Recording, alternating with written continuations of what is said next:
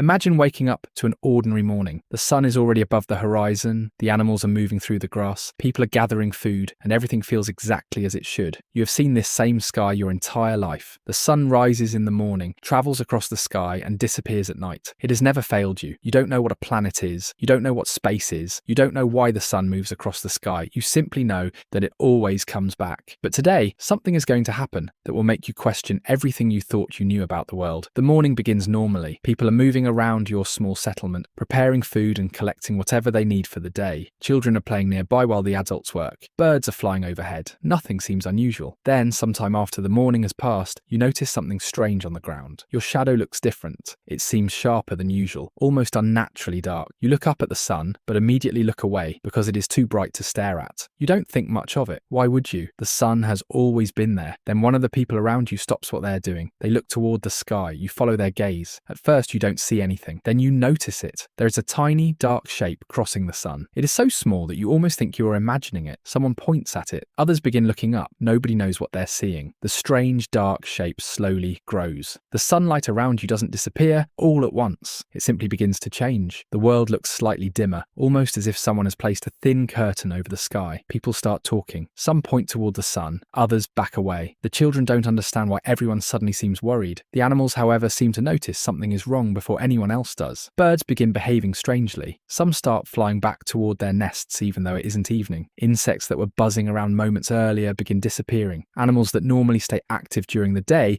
begin looking for shelter. It's almost as if the entire natural world has suddenly decided that night is coming. But it isn't night. It's still the middle of the day. You look at the sun again. The dark shape has grown. More and more of it is disappearing. The sunlight is fading with it. You can still see the sun, but it no longer looks like the bright circle you have known your entire life. It looks like something is eating it, and nobody around you knows what that thing is. The temperature begins to change. The warmth that had been sitting on your skin starts fading. A breeze moves through the settlement. You look toward the horizon. The sky has taken on a strange colour. It isn't the orange of sunset. It isn't the grey of a storm. It's something completely different. The light around you is becoming cold and unnatural. People stop working. Everyone is watching the sky now. Whatever they were doing doesn't matter anymore. There is only one thing worth watching. The sun. The dark shape continues moving across it. You start wondering whether it will stop. It doesn't. More of the sun disappears. The shadows on the ground become strange. Objects that were clearly visible a few minutes ago are now difficult to see. The world feels quieter. The birds have stopped flying. The insects have gone silent. Even the people around you aren't talking as much anymore. Everyone is waiting for something, but nobody knows what. Then you realize something terrifying. The sun isn't coming back. At least that's what it looks like. Your entire understanding of the world has been built around the idea that the sun will always rise. Every morning it appears, every evening it disappears. But right now in the middle of the day, it is disappearing while everyone is watching. You have no reason to believe it will return. There are no books explaining what is happening. No one has a phone. No one has a telescope. There isn't an older scientist standing nearby telling everyone to stay calm. There is only the sky, and the sky is going dark. The last bright piece of the sun becomes thinner and thinner. The light around you fades faster now. The people around you begin reacting. Some run, some fall to their knees, some shout toward the sky, others simply stand completely still. Imagine being one of them. You have never heard the word eclipse. You don't know that the moon exists for any scientific reason. You don't know that the darkness is temporary. For all you know, the greatest light in your world is disappearing forever. Then it happens. The sun vanishes. Not behind a cloud, not because evening arrived. It is simply gone. For a few seconds, nobody moves. And then you look up. The sky is almost completely dark, but something impossible is happening. There are stars. Stars are appearing in the middle of the day. You've seen stars before, of course. Everyone has. But you've only ever seen them at night. Now they're surrounding the place where the sun should be. The world has become dark enough for the night sky to reveal itself, even though it should be daytime. And above you is something you have never seen before. A black circle surrounded by a glowing ring of light. It doesn't look like the sun. It doesn't look like the moon. It looks like a hole has been punched into the sky. The darkness is so sudden and complete that you can barely recognize the landscape around you. Some animals have already settled down as if night has arrived. Birds are returning to their nests. The air feels cold. The wind has changed. Somewhere in the distance, an animal makes a strange call. And then, silence. For a moment, the entire world feels frozen. Imagine what that moment would do to a human mind. You don't know about gravity. You don't know about orbits. You don't know that the moon is passing directly between you and the sun. You don't know that this strange event will only last a few minutes. As far as you know, the rules of the world have just broken. Maybe the sun has died. Maybe something has swallowed it. Maybe the sky is opening. Maybe the gods have taken it. Nobody knows. And then, almost as suddenly as it disappeared, a tiny piece of sunlight returns. Someone notices it first. A small bright spot appears around the edge of the black circle. The world begins to change. The darkness starts retreating. The strange stars disappear one by one. The temperature slowly rises. Birds begin making noise again. The animals that had settled down down, begin moving. The landscape becomes visible, and that tiny piece of sunlight grows. The sun is coming back. People stare, nobody understands how, but they can see it happening. The bright circle slowly becomes larger. The darkness fades. The strange colours disappear. The world returns to normal, and then the sun is whole again. Just like that. The birds continue flying. People start moving. The animals return to their normal behaviour. The world looks almost exactly the same as it did that morning, but the people aren't the same, because they have just witnessed something they cannot explain. And this is where the story becomes even more fascinating, because humans don't simply experience strange things. We tell stories about them. Imagine that night. Everyone is gathered around the fire. The same people who were working in the sunlight that morning are now sitting together in the darkness, trying to understand what happened. Someone says the sun was eaten. Someone else says a creature crossed in front of it. Another person believes the darkness was a warning. Maybe someone says the sky was angry. Maybe another person insists the sun will disappear again. Nobody can prove anything, but everyone remembers what they saw, and the story begins spreading. The children who witnessed it grow older. They tell their children. Those children tell their children. Over generations, the details change. The event becomes larger in people's memories. The strange black circle becomes a monster. The disappearing sun becomes a battle between gods. The darkness becomes a warning from the heavens. And this wasn't unique to one group of humans. Across history, people living in completely different parts of the world witnessed eclipses and tried to explain them. Some imagined creatures attacking the sun. Others believed the event had supernatural meaning. In some cultures, people made noise, shouted, beat drums, or performed rituals in the hope of bringing the sun back. And when you think about it, why wouldn't they? Imagine watching the sun disappear when you have absolutely no idea what an eclipse is. You wouldn't think the moon's orbit has aligned perfectly with the Earth and sun. You'd think something is terribly wrong. Today we can predict an eclipse years in advance. We know exactly when it will happen. We can calculate where the shadow will move across Earth. We can watch it on television. We can look at animations showing exactly what is happening hundreds of thousands of kilometers above us. But imagine removing all of that knowledge. Imagine being there thousands of years ago. No warning, no explanation, no countdown, just an ordinary day followed by the impossible. And perhaps the strangest part is that the eclipse itself isn't actually that rare on Earth. Solar eclipses happen because the moon occasionally passes between Earth and the sun. The moon is much smaller than the sun, but because of the enormous distance between them, they can appear almost exactly the same size in our sky. That incredible coincidence is what allows the moon to completely cover the sun during a total eclipse. But you don't need to explain all of that to the ancient human standing beneath the sky. They don't care about distances. They don't know how far away the moon is. They aren't thinking about astronomy. They're thinking about one thing. Will the sun come back? And when it finally does, imagine the feeling. Relief, fear, wonder, maybe even gratitude. The thing that disappeared has returned. The world is warm again. The birds are singing. The animals are moving. The fire is burning. Life continues. But somewhere inside the minds of the people who witnessed it, something has changed forever. They now know something they didn't know that morning. The sky can change. The sun can disappear. And there are things above them that they don't understand. That realization may seem small to us, but it is one of the reasons humans became obsessed with the sky. We watched the sun. We watched the moon. We watched the stars. We noticed patterns. We remembered where objects appeared. And eventually humans began asking questions. When will it happen again? Why does the moon change shape? Why do the stars move? Why does the sun rise in the same place? Could the next eclipse be predicted? And thousands of years later, humans actually learned how to predict them. The same event that once terrified people became something we could calculate. But even today, when you stand beneath a total solar eclipse, something about it still feels unreal. The sky becomes dark in the middle of the day. The temperature drops. The world becomes strangely quiet. And above you, the sun disappears behind the moon. For a few minutes, you can experience something that looks almost exactly like magic. The difference is, we now understand what we're seeing. Our ancestors didn't. And maybe that's what makes imagining their first eclipse so fascinating. For them, it wasn't an astronomical event. It wasn't a beautiful natural phenomenon. It wasn't something they could look up on a calendar. It was the moment the most reliable thing in their entire world suddenly stopped behaving the way it always had. The sun disappeared. And nobody knew if it would return. So imagine going back there, standing among those people, feeling the sunlight disappear from your skin, watching animals panic, watching the stars appear, standing beneath a black sun, and then watching the light return. You would probably never forget that day, and neither would they, because before humans understood the sky, they had to experience it. They had to be frightened by it. They had to wonder about it. And eventually, they had to look up and ask the question that changed everything. Why?